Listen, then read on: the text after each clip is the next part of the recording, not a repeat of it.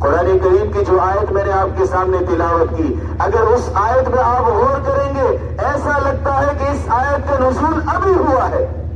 کیا فرما رہا اللہ تبارک و تعالیٰ؟ وما لکم، کیا ہو گیا کراچی والوں؟ وما لکم، تمہیں کیا ہو گیا؟ لا تقاتلون فی سبیل اللہ، تم اللہ کے راستے میں جہاد کیوں نہیں کرتے؟ آگے کیا فرمایا؟ وما لکم لا تقاتلون، تمہیں کیا ہو گیا؟ تم اللہ کے راستے میں جہاد کیوں نہیں کرتے؟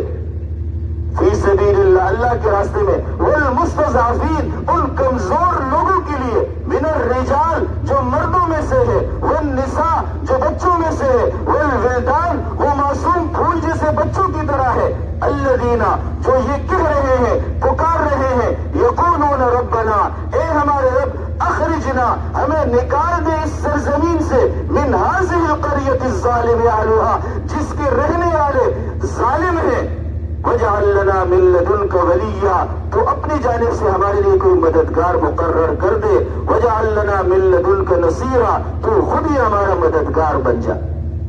ایک طرف اس آیت کو دیکھیں، ایک طرف موجودہ حالات کو دیکھیں، ایسا لگتا ہے کہ یہ آیت ابھی نازل ہوئی ہے فلسطین والوں کے لیے۔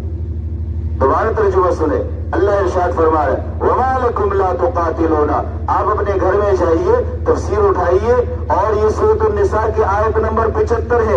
اگر میں غلط ترجمہ کروں تو میں اس کا قصوروار ہوں، جو ترجمہ ہے حقیقی ترجمہ کر رہا ہوں، صحیح ترجمہ کر رہا ہوں۔ اللہ وما لکم لا تقاتلون، تمہیں کیا ہو گیا؟ لا تقاتلون، لڑتے کیوں نہیں ہو؟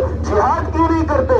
فی سبیل اللہ، اللہ کے راستے میں، والمستضعفین، ان کمزور لوگوں کے لیے، من الرجال، جو مردوں میں سے ہے، والنساء، جو عورتوں میں سے ہے، والولدان، جو بچوں میں سے ہے، الذین یقولون، جو تمہیں پکار پکار کر کہہ رہے ہیں ربنا اخرجنا من هذه القرية الظالم اهلها، اے میرے اللہ ہمیں اس بستی سے نکال دے، یہ لوگ بڑے ظالم ہیں، وجعل لنا من لدنك نصيرا وجعل لنا من لدنك وليا، اپنی جانب سے کوئی مددگار مقرر کر دے، تو ہی ہمارا معین اور مددگار بن جا۔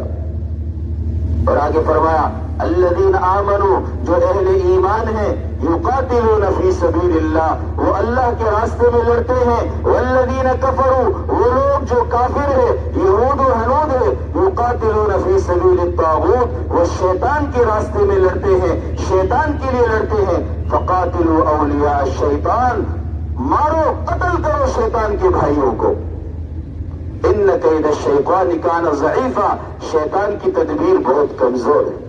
میں نے آپ سے کہا اگر قرآن کریم کا آپ مطالعہ کریں، ان آیات کا مطالعہ کریں، ایسا محسوس ہوتا ہے کہ ان آیات کا ابھی نزول ہوا۔